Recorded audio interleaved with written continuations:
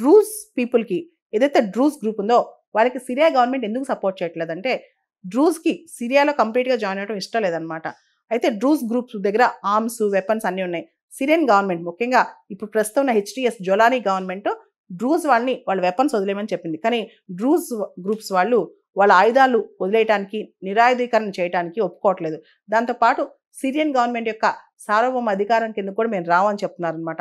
దాంతో డ్రూస్ పీపుల్కి వ్యతిరేకంగా సిరియన్ గవర్నమెంట్ కూడా మిగతా గ్రూప్స్ని ఎగదోస్తుందని చెప్పి కొన్ని కథనాలు చెప్తున్నాయి అనమాట. ముఖ్యంగా వెస్ట్ ఏషియా పశ్చిమాసియా చూస్తే చాలా ఇష్యూస్ రైజ్ అవుతున్నాయి. అసలు ఇజ్రాయెల్ ఇప్పుడు ఈ పరిస్థితిలో ఎందుకు సిరియాని అటాక్ చేస్తుంది? ఇంత చిన్న విషయానికి అంటే ఒక డ్రూస్ గ్రూప్కి అన్యాయం జరుగుతుందనే అంశంతో ఇజ్రాయెల్ సిరియా పైన అటాక్ చేయాల్సిన అవసరం ఏంటంటే దీనికి ప్రధానమైన కారణం ఇజ్రాయెల్కి సిరియాకి బార్డర్ ఉంది. ముఖ్యంగా సిరియా దేశానికి చెందిన గోలన్ హైట్స్ ఇప్పుడు ఇజ్రాయెల్ చేతిలో ఉందన్నమాట.